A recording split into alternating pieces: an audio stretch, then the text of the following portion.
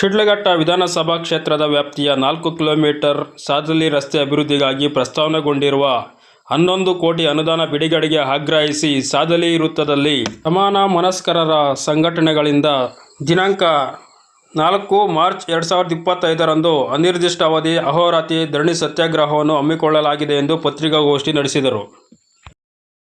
ಸಾಮಾಜಿಕ ಹೋರಾಟಗಾರರು ನರಸಿಂಹಮೂರ್ತಿ ಅಂತ ನಮ್ಮೊಟ್ಟಿಗೆ ಈಗ ಏನು ಅನೇಕ ಹಿರಿಯರು ಇಲ್ಲಿ ಸಾಮಾಜಿಕ ಹೋರಾಟಗಾರರು ಭಾಗವಹಿಸಿದ್ದಾರೆ.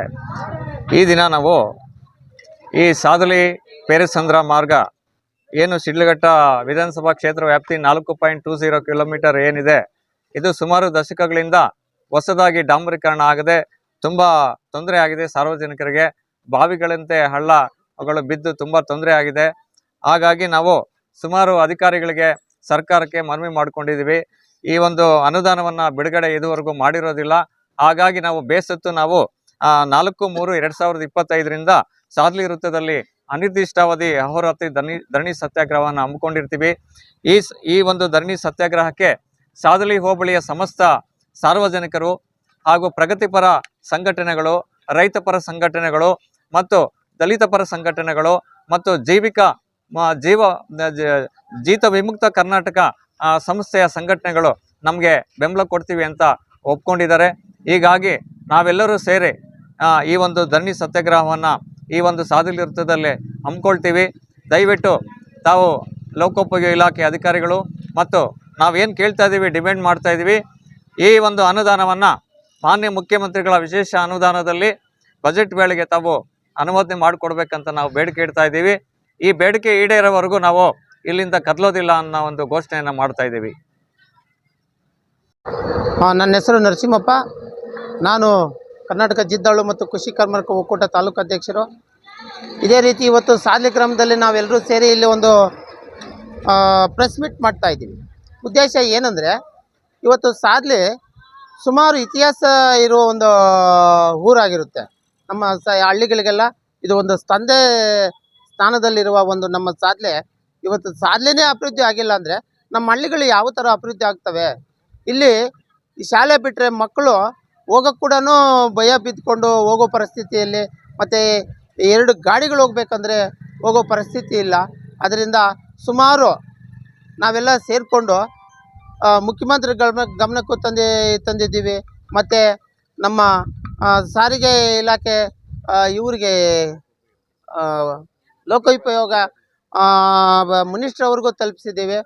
ಎಲ್ಲ ನಮ್ಮ ತಾಲೂಕು ಮಟ್ಟ ದಂಡಾಧಿಕಾರಿಗಳು ಸುಮಾರು ಸಂದಿ ಬಂದು ಇಲ್ಲಿ ಆಶ್ವಾಸನೆ ಕೊಟ್ಟಿದ್ದಾರೆ. ಹಾಗೂ ನಾವು ಮನವಿ ಮಾಡೋದೇನೆಂದರೆ, ನಮ್ಮ ಜಿಲ್ಲಾಧಿಕಾರಿಗಳೇ ಬಂದು ಇಲ್ಲಿ ಖುದ್ದಾಗಿ ಪರಿಶೀಲನೆ ಮಾಡಿ ಈ ಸಮಸ್ಯೆ ಏನು ಅನುದಾನ ಇನ್ನೂ ಬಂದಿಲ್ಲ, ಏನು 11 ಕೋಟಿ ಬರಬೇಕು ಅಂತ ನಮ್ಗೆ ಆಶ್ವಾಸನೆ ಇತ್ತು.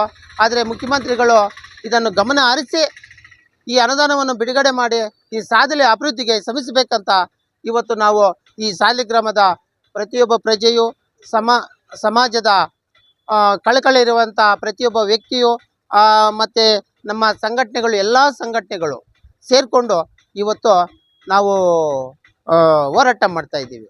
ಆ ಹೋರಾಟ ದಿನಾಂಕ 4/3/2025 ನಾವು ಅನಿರ್ದಿಷ್ಟ ಧರಣಿ ಮಾಡಬೇಕಂತ ಒಂದು ತೀರ್ಮಾನ ತಗೊಂಡಿದ್ದೀವಿ. ಇದಕ್ಕೆ ಎಲ್ಲರೂ ಸಹಕಾರ ಕೊಡಬೇಕಂತ ನಮ್ಮ ಸಾಧಲಿ ನಾಗರಿಕರಲ್ಲಿ ಮತ್ತು ಪ್ರಜ್ಞಾವಂತರಲ್ಲಿ ನಮ್ಮ ಎಲ್ಲರಲ್ಲಿಯೂ ಮನವಿ ಮಾಡಿಕೊಳ್ಳುತ್ತಾ, ಇವತ್ತಿನ ದಿವಸ ಸಾಧಲಿ ಗ್ರಾಮದಲ್ಲಿ ಸಾರ್ವಜನಿಕರು ಸೇರಿ ಈ ಸಾಧಲಿ ರಸ್ತೆಯ ವಿಚಾರವಾಗಿ ಇವತ್ತಿನ ದಿವಸ ಪ್ರೆಸ್ ಮೀಟ್ ಮಾಡಿಕೊಂಡು ಈಗ ಸಾಧಲಿ ಬಸ್ ಸ್ಟ್ಯಾಂಡಲ್ಲಿ ಈಗ ಸಾರ್ವಜನಿಕರು ಸೇರಿದ್ವಿ. ಸುಮಾರು ಈ ರಸ್ತೆ 30-40 ವರ್ಷಗಳಿಂದ ಹಳ್ಳಗಳು ಬಿದ್ದು ರೋಡು ಅಗಲೀಕರಣ ಆಗದಿರ ರಸ್ತೆ ಅಡ್ಡಲಾಗಿದ್ದು ರೈತರಿಗೆ ಮತ್ತು ಮಕ್ಕಳಿಗೆ ಮತ್ತು ಸಾರ್ವಜನಿಕರಿಗೆ ಮತ್ತು ವಾಹನಗಳಿಗೆ ಬಹಳ ರೀತಿಯಲ್ಲಿ ತೊಂದರೆ ಆಗಿದ್ದು ಓಡಾಡೋಕ್ಕಾಗೋದಿಲ್ಲ. ಒಂದು ಗಾಡಿ ಬಂದರೆ ಇನ್ನೊಂದು ಗಾಡಿ ಹೋಗೋಕ್ಕಾಗಲ್ಲ. ಇಂಥ ಪರಿಸ್ಥಿತಿಯಲ್ಲಿ ಈ ರಸ್ತೆ ಬಹಳ ಹದಗೆಟ್ಟಿದೆ. ಅದರಿಂದ ಸರ್ಕಾರಕ್ಕೆ ನಾವು ಎಷ್ಟೋ ಬಾರಿ ಅರ್ಜಿಗಳನ್ನು ಕೊಟ್ಟು ಮನವಿಗಳನ್ನು ಸಲ್ಲಿಸಿ ಈ ರಸ್ತೆ ಅಗಲೀಕರಣ ಆಗಬೇಕು ಮತ್ತು ಈ ರಸ್ತೆಗೆ ಡಾಂಬರೀಕರಣ ಮಾಡೋದಕ್ಕೆ, ದುರಸ್ತಿ ಮಾಡೋದಕ್ಕೆ ಹಣ ಬೇಕು ಅಂತ ಹೇಳ್ಬಿಟ್ಟು ಸುಮಾರು ಬಾರಿ ಜಿಲ್ಲಾಧಿಕಾರಿಗಳಿಗೆ ಮತ್ತು ತಾಲೂಕು ದಂಡಾಧಿಕಾರಿಗಳಿಗೆ ಮತ್ತು PW ಅಧಿಕಾರಿಗಳಿಗೆ, ಮಂತ್ರಿಗಳಿಗೆ, MP ಗಳಿಗೆ, ME ಗಳಿಗೆ ಎಲ್ಲ ಅಧಿಕಾರಿಗಳು ಮತ್ತು ರಾಜಕಾರಣಿಗಳು ಅರ್ಜಿಗಳು ಕೊಟ್ಟಿದ್ವಿ. ನಮಗೆ ಕೆಲಸ ಆಗಬೇಕು, ಇದಕ್ಕೆ ಅನುದಾನ ಬಿಡುಗಡೆ ಆಗಬೇಕು, ಇದಕ್ಕೆ ಅಮೌಂಟ್ ಆಗಬೇಕು. ಹಣ ಆಗಿಬಿಟ್ಟು ಇದನ್ನು ದುರಸ್ತಿ ಮಾಡಿ ರಸ್ತೆ ಸರಿ ಮಾಡಬೇಕು. ಸಾರ್ವಜನಿಕರಿಗೆ ಬಹಳ ತೊಂದರೆ ಆಗಿದೆ. ಸುಮಾರು ಬಾರಿ ನಾವು ಧರಣಿಗಳು ಮತ್ತು ಪ್ರತಿಭಟನೆಗಳೆಲ್ಲ ಮಾಡ್ತಾಯಿದ್ವಿ, ಎಲ್ಲ ಮನವಿಗಳು ಕೊಡ್ತಾಯಿದ್ವಿ. ಇದುವರೆಗೂ ನಮ್ಮ ಕೆಲಸ ಆಗಿಲ್ಲ. ಈಗ ಈ ವಿಚಾರದಲ್ಲಿ ಈಗ ಸರ್ಕಾರ ಏನು ಈಗ ಬಡ್ಜೆಟ್ಟು ಮಾಡೋ ಹಂತದಲ್ಲಿದೆ. ಅದರಿಂದ ಈ ಒಂದು ಬಡ್ಜೆಟ್ದಲ್ಲಿ ಮಾರ್ಚಿಯಲ್ಲಿ ಇದಕ್ಕೆ ಅನುದಾನವನ್ನು ನಮ್ಮ ತಾಲೂಕಿನ MLA ಮತ್ತು ಉಸ್ತುವಾರಿ ಮಂತ್ರಿಗಳಾದಂಥ B. ಸುಧಾಕರ್ ಅವರು ಈ ನಮ್ಮ ರಸ್ತೆಗೆ ಅನುದಾನವನ್ನು ಮಂಜೂರು ಮಾಡಿಸಿ ರಸ್ತೆಯನ್ನು ದುರಸ್ತಿ ಮಾಡಿಸಿ ಈ ರಸ್ತೆ ಹೊಸದಾಗಿ ಡಾಂಬರೀಕರಣ ಆಗಬೇಕು. ಈ ರಸ್ತೆಯ ಮನೆಗಳನ್ನು ಅಗಲೀಕರಣ ಮಾಡಬೇಕು. ಅದರಿಂದ ಸುಮಾರು ಸಾರ್ವಜನಿಕರು ತೊಂದರೆ ಆಗಿದೆ, ಓಡಾಡೋಕ್ಕಾಗೋದಿಲ್ಲ. ದಯವಿಟ್ಟು ಸಂಬಂಧಪಟ್ಟ ಅಧಿಕಾರಿಗಳು ಮತ್ತು ರಾಜಕಾರಣಿಗಳು ಎಲ್ಲನೂ ಸಹ ಪಂಚಾಯತಿಯವರು ಸೇರಿ ನಮ್ಮ ರಸ್ತೆಗೆ ಅಭಿವೃದ್ಧಿ ಮಾಡಬೇಕು. ಸಾರ್ವಜನಿಕರಿಗೆ ಅನುಕೂಲ ಆಗೋ ರೀತಿಯಲ್ಲಿ ಕೆಲಸ ಮಾಡಬೇಕು. ಬಹಳ ತೊಂದರೆ ಆಗಿದೆ. ದಯವಿಟ್ಟು ಇದು ಮಾಡಬೇಕು.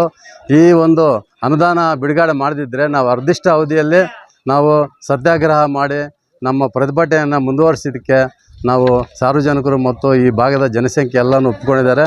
ದಯವಿಟ್ಟು ಬೇಗ ನೀವು ಅನುದಾನವನ್ನು ರಿಲೀಸ್ ಮಾಡಿಕೊಡ್ಬೇಕು. ಇಲ್ಲಾಂದರೆ ನಾವು ಆ ಕೆಲಸ ಆಗೋವರೆಗೂ ಬಿಡೋದಿಲ್ಲ ಅಂತ ಹೇಳ್ಬಿಟ್ಟು ನಾವು ಈ ಥರ ಘೋಷಣೆ ಮಾಡಿ ಸಾರ್ವಜನಿಕರಿಗೆ ಎಚ್ಚರಿಕೆ ಕೊಡ್ತಾಯಿದ್ವಿ. ಈ ಸರ್ಕಾರದಿಂದ ನಮಗೆ ಅನುದಾನವನ್ನು ಬಿಡುಗಡೆ ಮಾಡಿಸಿ ರಸ್ತೆ ಕೆಲಸ ಮಾಡಿಕೊಡ್ಬೇಕಂತ ಹೇಳ್ಬಿಟ್ಟು ಅಧಿಕಾರಿಗಳು ಮತ್ತು ರಾಜಕಾರಣಿಗಳನ್ನ ನಾವು ಮನವಿ ಮಾಡ್ಕೊತಾ ಇದ್ವಿ. ನೋಡಿ, ಈಗ ಧರಣಿ ಮಾಡೋದಕ್ಕೆ ಈಗ ಪಾಂಪ್ಲೆಟ್ಸ್ ಎಲ್ಲ ಈಗ ಹೊಡೆದಿದ್ದೀವಿ, ಇಲ್ಲೆಲ್ಲ ಕಾಣಿಸ್ತಾ ಇದೆ. ಇದ್ರ ಪ್ರಕಾರ ನಾವು ಧರಣಿ ಮಾಡ್ತೀವಿ. ಮಂಜೂರಾಗೋವರೆಗೂ ಅನುದಾನ ಬರೋವರೆಗೂ ನಾವು ನಿಲ್ಲಿಸೋದಿಲ್ಲ ಅಂತ ಹೇಳ್ಬಿಟ್ಟು ನಾವು ಸಾರ್ವಜನಿಕರೆಲ್ಲನೂ ತೀರ್ಮಾನ ಮಾಡ್ಕೊಂಡಿದ್ದೀವಿ. 4ನೇ ತಾರೀಕು ಸ್ಟಾರ್ಟ್ ಮಾಡೋದಿದ್ದೀವಿ.